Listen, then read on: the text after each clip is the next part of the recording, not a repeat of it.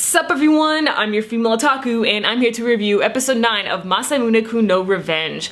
Best episode yet! We find out that Aki feels really bad for Neko, and she understands the pain of rejection, one-sided love, and I was just like, what? Like, more and more. And throughout this episode and just throughout the series, I'm beginning to think that Aki misunderstood what Masamune said in the past, because even at the end of the episode, she says how cute Masamune was, and I'm just so like, wait. Do you not know Masamune's full name? Because she kept on calling Masamune, you know, the fat version, but in present day, she calls Masamune Makabe. I don't think she knows his full name, and if she does, she hasn't connected the fact that Masamune is the boy that she hung out with as a child.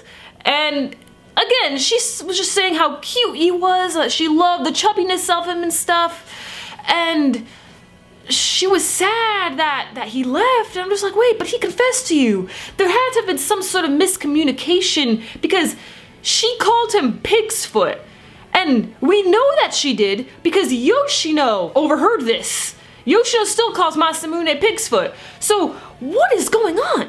I have no idea. That's just mind-boggling. I really need to know. I need clarification on the whole situation. Speaking of clarification, who the fuck is this random dude? Who is this poser? Who is this poser that showed up at the end of this episode? I was like, you are not Masamune. Who the fuck is you? What is going on? I don't freaking know. Is there a twin brother? Is there a freaking twin brother that we don't know? I don't know. This mindfuckery is too much. Oh, my brain.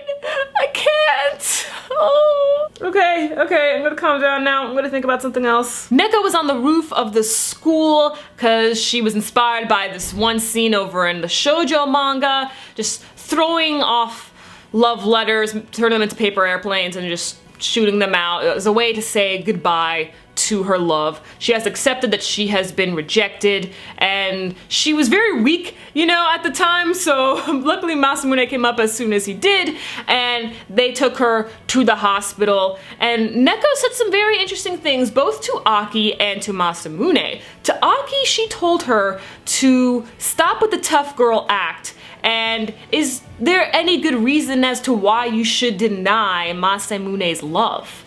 And that got Aki thinking.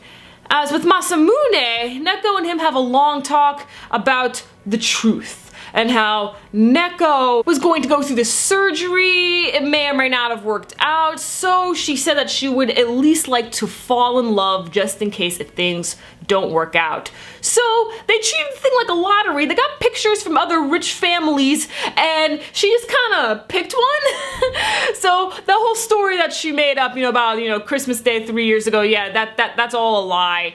It was really just at random. And she ended up actually really liking Masamune for real. But she has accepted her rejection. But in the process, she also remembered something, and turns out that her and Masamune did meet once when they were kids. They were both kind of chubby little children, and they took a family picture together over at some banquet. And lastly, with Futaba, she confesses that she likes Masamune, but like Yoshino, we already knew that. That was pretty dang obvious. And I'm just like, Yoshino, you go, girl. That was fantastic.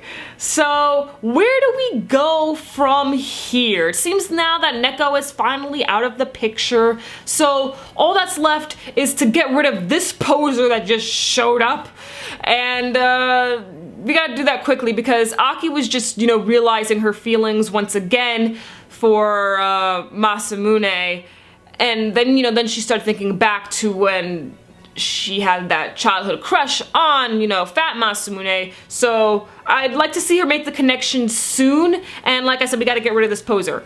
And Masamune decides to leave into the mountains to be a hotter man. Dude's got his priorities straight. Let me know your thoughts on this episode with the progression and with the reveals. Catch me tomorrow as I review Blue Exorcist Kyoto Saga, Showa Genroku Rakugo Shinju, and Yojo Senki. I'm your female otaku. Sayonara.